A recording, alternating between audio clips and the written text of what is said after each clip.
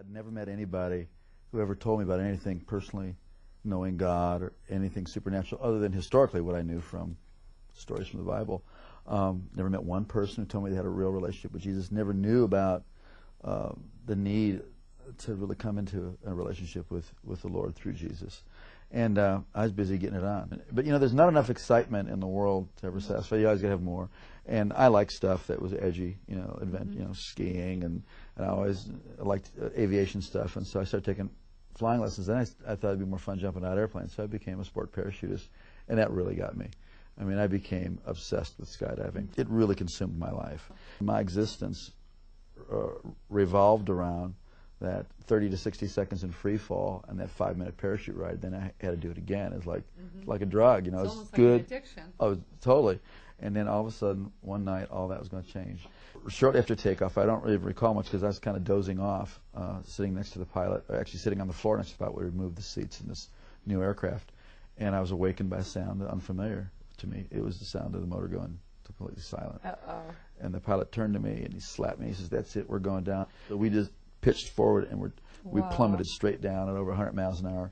And what was seen out of the cockpit, and this was told to me, I don't recall this, but we were going straight to the ground and we're headed right towards a gigantic oak tree. We did hit that tree going, like I said, over 100 miles an hour, and my face stopped my body going 100 miles an hour. So then the airplane cartwheeled on its wings and slammed into the ground. If you see pictures of the aircraft, it doesn't look like anybody could survive this. So there was obviously injury and confusion, and the two students got pushed out the doorway and by one of my friends who was a very experienced jumper. And the fourth man out saw me moving, and the pilot assumed we were leaving too. And just as he was going out, the plane went up in flames. And as he was running away, he heard screaming and realized I was trapped inside along with the pilot. And this brave man who was my friend and went back in the plane and saw me trying to escape where the wing had been torn loose from the airplane. But I was stuck, and by something in my equipment or my clothing, it was caught, and I was soaked with fuel, and it was on fire from head to toe. Wow. And just like you see in movies, a person whose whole body was engulfed in flames.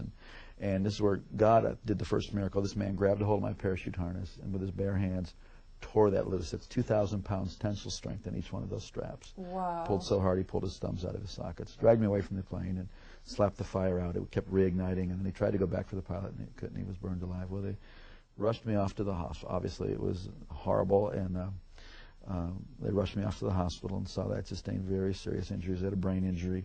I had burns over a large portion of my body. I had to find out my eye was blind. My right eye was blind, and tremendous cuts, and this shock of that crash. They told my family I was going to die. They told my sister to come that day because I was not going to be there in the afternoon. I had an experience I had never heard about. Never heard anything like this.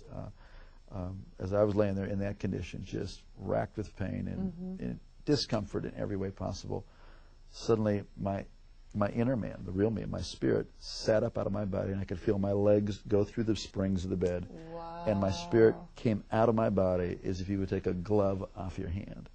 And instantly, I was in a spiritual world. Instantaneously, I knew this was the real world. And this man that I was seeing was the real me. Now, when that happened, were you aware of any pain still? Or no, I was totally completely separated from the pain and the carcass. Completely, no. And I didn't even remember turning around and looking. I mean, I was transferred immediately into a spiritual dimension. And everything about the spirit world is more real than this world. The colors are brighter. The edges of everything are sharper. The emotions are just enhanced. They are clear.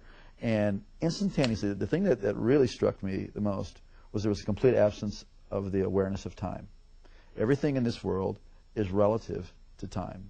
You got up this morning, you'll go to bed at night. Something is old, something is new, it will get old. Something is born, it will die. Everything in this plane, in the physical plane, in the natural plane, is relative to time.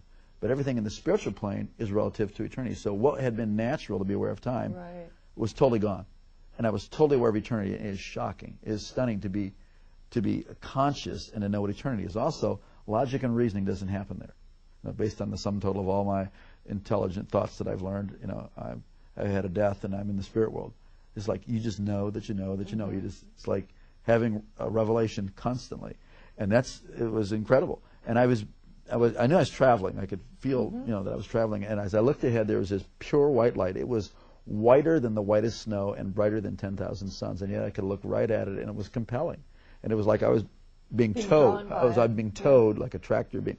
And as I was looking, I could feel this anticipation. Wow. But then simultaneously that, on my right side, I could feel something, and I looked, and there was this blackness sweeping. Now this blackness, as I looked at it, instantly I was aware of its complete nature.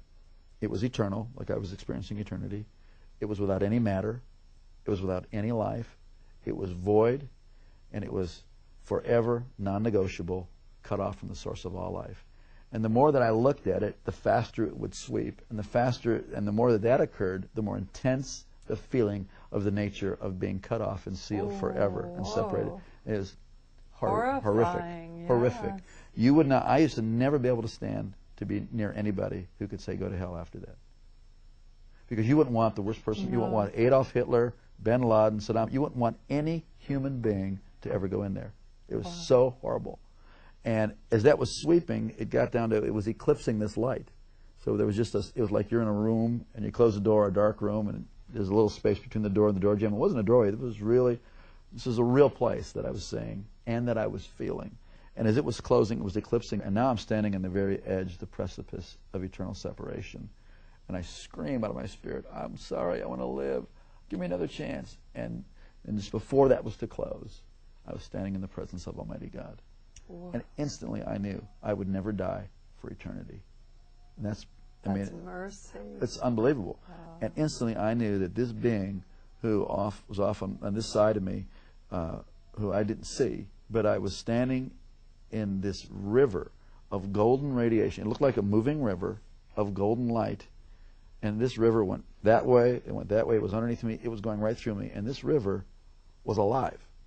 I don't know how to describe it, except that this it's called the river of life. This river was alive, and it's going right through me, and I'm more alive than anybody can imagine. I mean, this is the height of the experience of life, filled up with life, and somehow I knew this being was going to take care of me for eternity. I didn't see the New Jerusalem, I didn't see any angels in heaven, I didn't see any people who had gone before me. This was the max. So I was so filled with just the love and all of God's majesty, all of His authority, all of His love, everything was just flowing through me. I was like vibrating like a tuning fork, the very essence of God's nature. But when God spoke to me, and not in a language like you and I are talking now, but the knowledge of His purpose, the word of His purpose, came in through that same light. And I was taken back to the same way I was like being reeled in like a kite, and I went down through space and time, this dimension. As my spirit settled into my body, and I could start to hear out of these ears and see out of this eye, I came to in the room, materialized, kind of like they beam up on Star Trek. Right. And I heard myself speaking in this beautiful language that I had never heard anybody talk about before. The heavenly language. Yeah, it was a beautiful language. And when my brain turned on, I thought, what in the heck is this other language? And I was no longer, the person who was dying and dead was no longer, and I was born again and filled with the Holy Ghost. I never heard about that. You know, for years I wondered, what was that blackness, and why did it sweep down to where it was just a sliver, like about a half-inch of white light?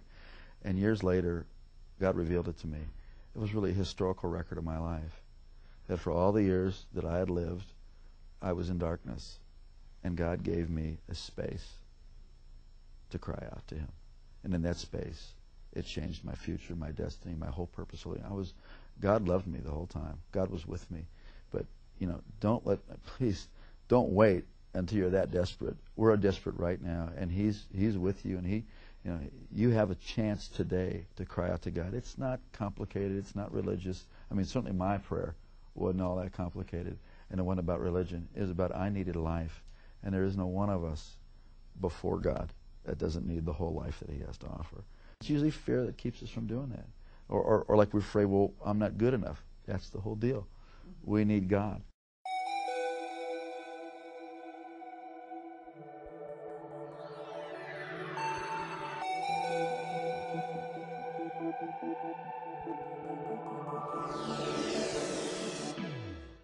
Our joy, our hope, our confidence is in Jesus. He's our firm foundation. Jesus, you're my firm